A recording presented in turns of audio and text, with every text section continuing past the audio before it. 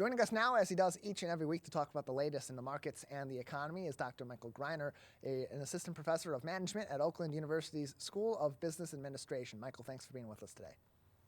It's great to be back, Tyler. I'm talking to you today from the Windy City, Chicago, Illinois. So great to be here. Right here in the Midwest, keeping it in the Midwest, but on the road today with us in the Megacast, the Chicago and Oakland County Megacast is the program on this edition of our Market Talk with Michael Greiner. Let's begin, as we always seem to do, with the Fed and with the interest rates. As this week, the Fed has yet to announce its interest rate, but is scheduled to happen very soon. In fact, it's scheduled to happen today. So, Michael, what should be expected here? Because lately it's kind of been an ebb and a flow where their raising of the interest rates were relatively low in comparison to some of the more historic consistent raising of the interest rates by almost a full percentage point. What should we expect this time around, given where we're currently at? Yeah, well, we actually did just hear, so we're really on the cutting edge of the news here.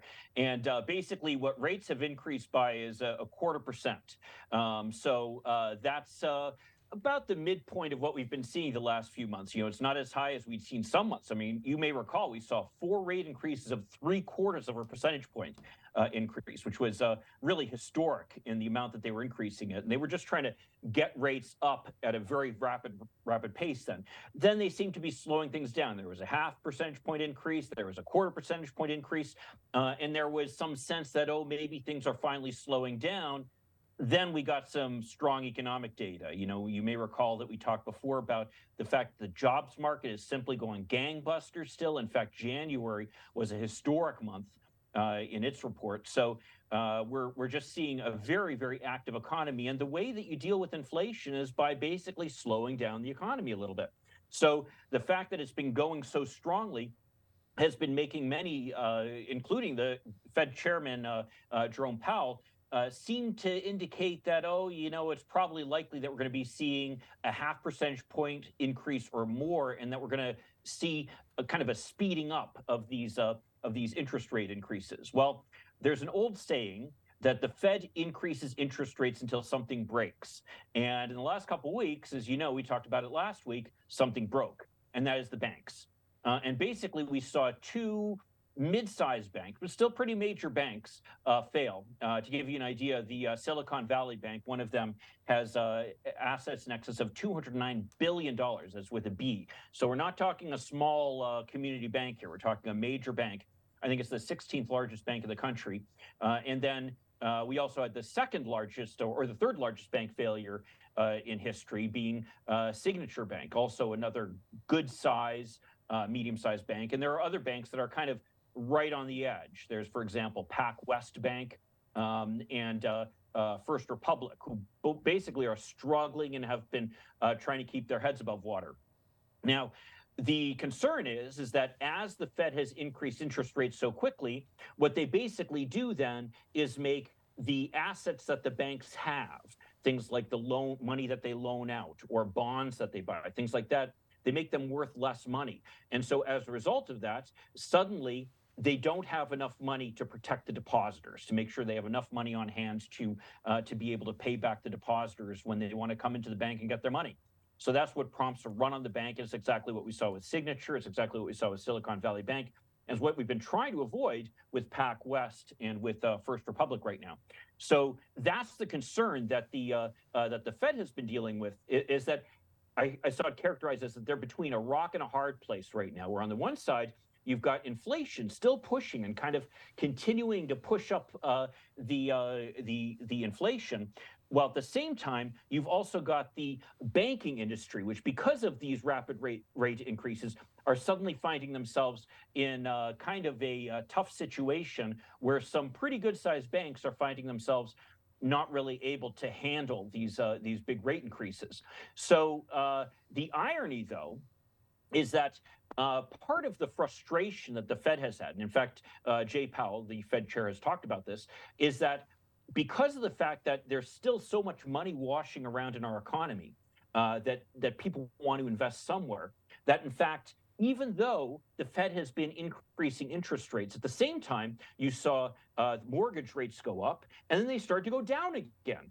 And there's a sense that, well, how are we supposed to slow down inflation when there's still all this investment money out there looking to be lent out, and people are willing to lend out money at lower interest rates than we might like to see if our goal is to slow down the economy. And so the irony is that with these bank failures right now, that actually what that's probably going to do is result in finally some slowing down of the lending. And that's really, frankly, what the Fed wants to see, because you have to remember, it's not like the Fed has some magic machine that just sets the interest rates for the country. It's not like they just suddenly say, oh, this is going to be the interest rate, and that's how it happens. The interest rates for the country are set in a market.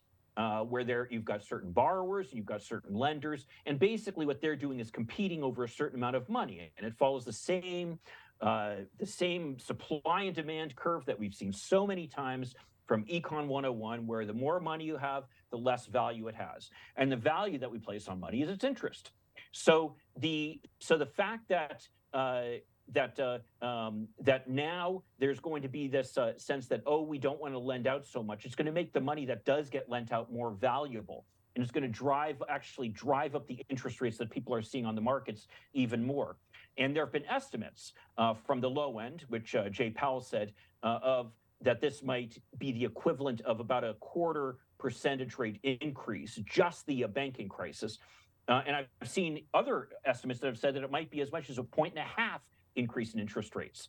So my guess is it's probably somewhere in between there, maybe 0.75 percentage point to 1 percentage point. But the point is that doesn't matter.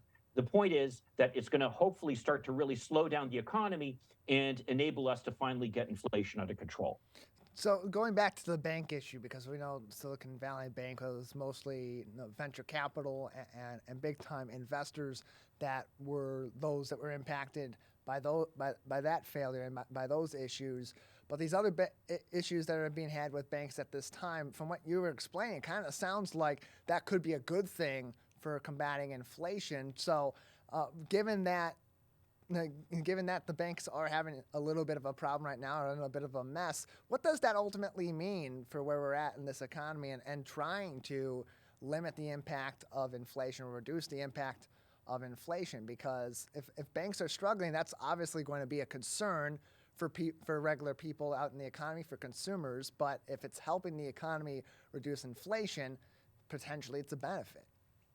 Yeah, that's a great question. And, it reminds me of a saying that Warren Buffett always has, that as the water goes out, you get to see all the people who are bathing naked.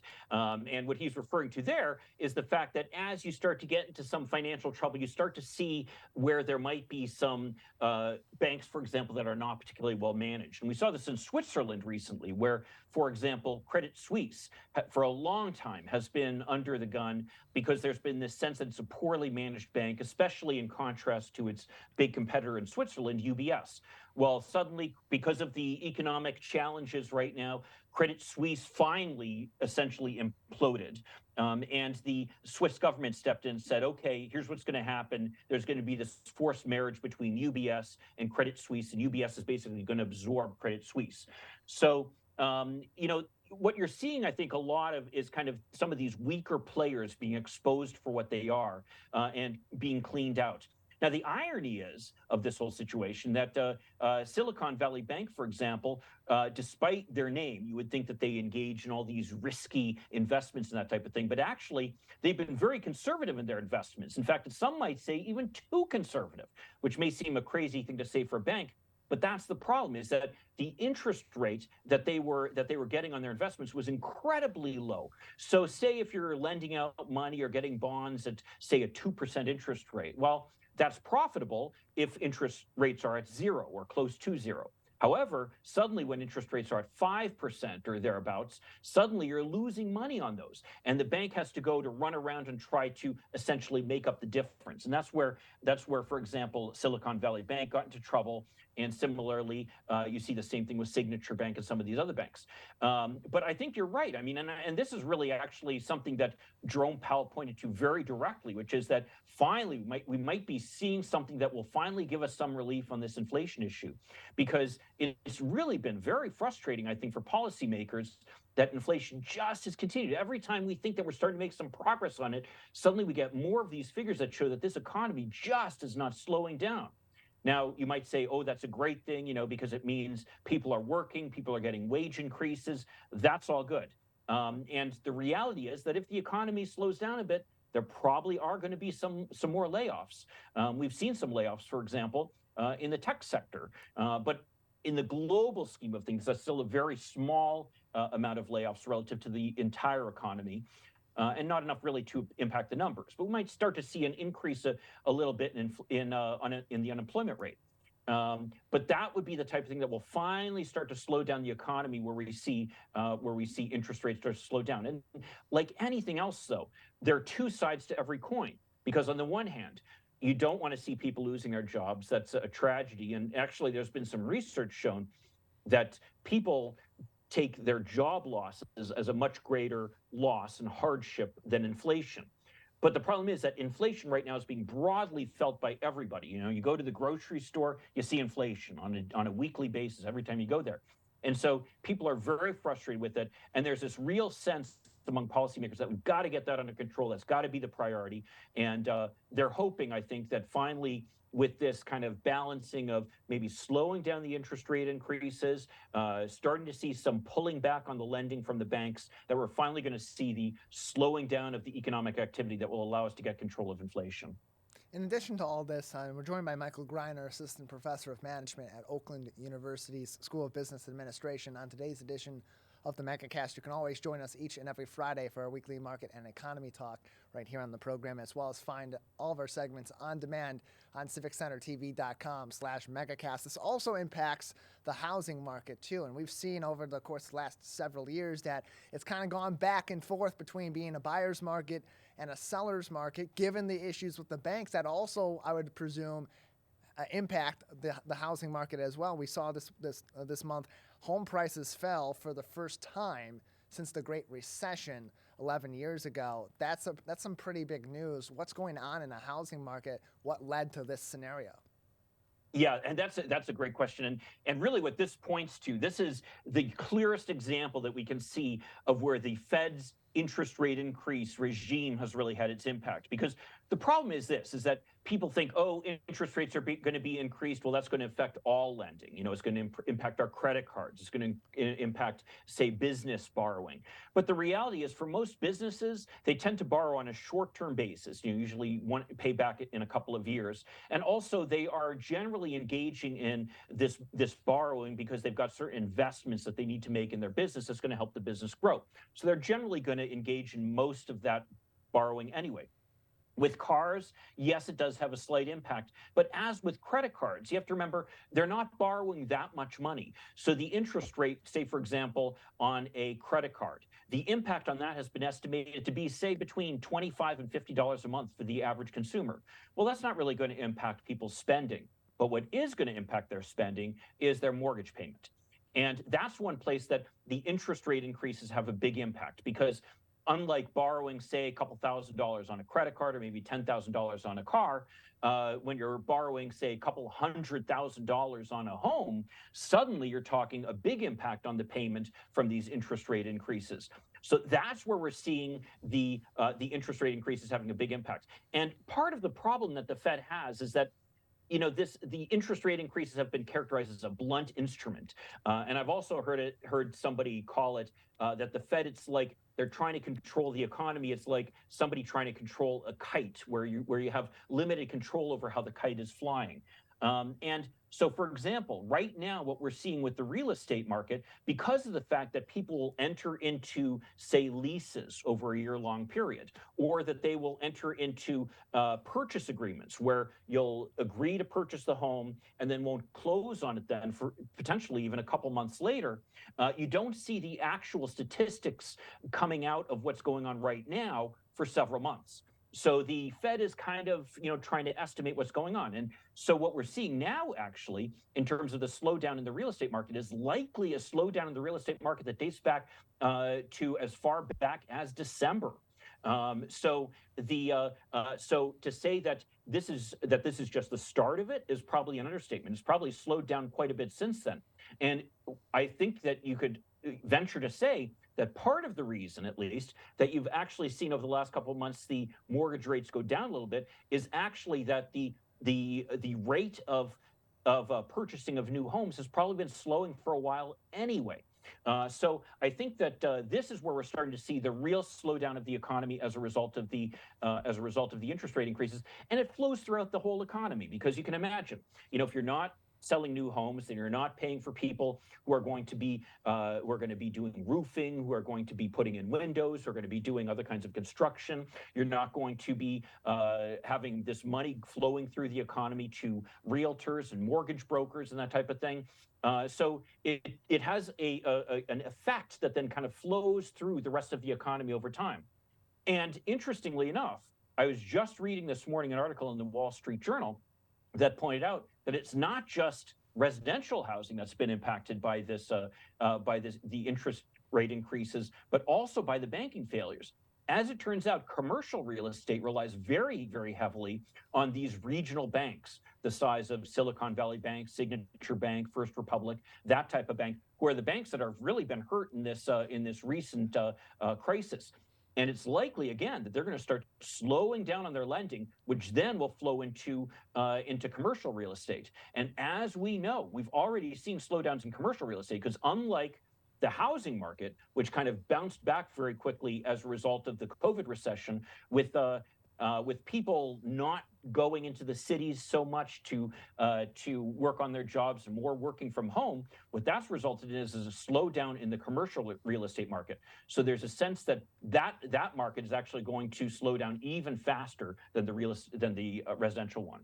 And we've seen before, Michael, that different issues in different parts of the economy combining with different issues in other areas too can combine to create that perfect storm and lead into something like a recession, which has been that big, scary word that's been, over our shoulders for the last year or so as we've been dealing with the inflation crisis here in the United States. And given where we're at with the banks, given what we're seeing currently in the housing market, knowing where we're at with the impact of inflation on prices at the grocery store and at the gas pump and so on and so forth, looking at that from a projections standpoint, from an economist's standpoint, what is that mode of concern, a level of concern right now amongst economists who are looking at the economy and seeing these factors? Are they worried as much as they were more recently, or as they were maybe even a year ago, that we're heading toward a recession? Or are these just kind of circumstances that are relating to each other and trying to work themselves out and find that basis of where they're at? Yeah, that's a great question. That's really the $64,000 question for economists right now, because of the fact that economists have really had a pretty bad record of predicting what's going to happen over the past couple of years. We're in new territory now. A lot of the models that we had looking back on the past really don't work anymore because COVID changed things. There's no doubt about it. And we're living in a different world now, and it's kind of hard to understand how these different effects are going to happen. People initially were predicting that inflation was going to be transitory. Well, it wasn't exactly transitory. So that was one way that economists got proved wrong. Then economists were predicting, we're going to go into a recession. But then we keep getting month after month after month these blockbuster employment figures, which seem to indicate that the economy is not slowing down. And we even had a couple of subsequent quarters of negative growth of gross domestic product, which is kind of the back of the envelope calculation that many people have used to define a recession. But by the same token, during that period, we still had employment doing very well. So to say that we were in a recession probably is a misnomer. Probably the best way to define a recession has to do with the level of unemployment, because that's really what seems to impact things. And the balancing act that the Fed is constantly trying to manage is this balancing act between having low inflation while also having low unemployment. And the reality is you need a little bit of inflation, you need a little bit of unemployment to make things work, but you don't want too much of either one of them. So it's a constant balancing act that they have to go through. And the Fed chair, in making his announcement about this interest rate, he kind of gave an indication where he's seeing things going, and he's saying that he wouldn't be surprised to see the unemployment rate go up to about 4.25% to 4.5%. Now that sounds like a big increase compared to where we're at right now at 3.5%, but on a historic basis, that's still pretty good, actually. And frankly, if we could deal with inflation without going above, say, a 4.5% unemployment rate, then I think that would be considered a success on the part of the Fed and on the part of the policymakers, and really would be perceived as a soft landing, that thing that they're always trying to accomplish, where we don't go into a severe recession with, say, 5-6% unemployment rate where people are really feeling it, and instead maybe just go through enough of a slowdown that we're able to get inflation under control, and we get back to that sweet spot that the Fed would like to see us at. Always more to learn about what's going on in our markets and our economy each Friday with Michael Greiner right here on the Megacast. Michael, thank you as always for joining us. It's great being here. Thanks a lot. Have a great week.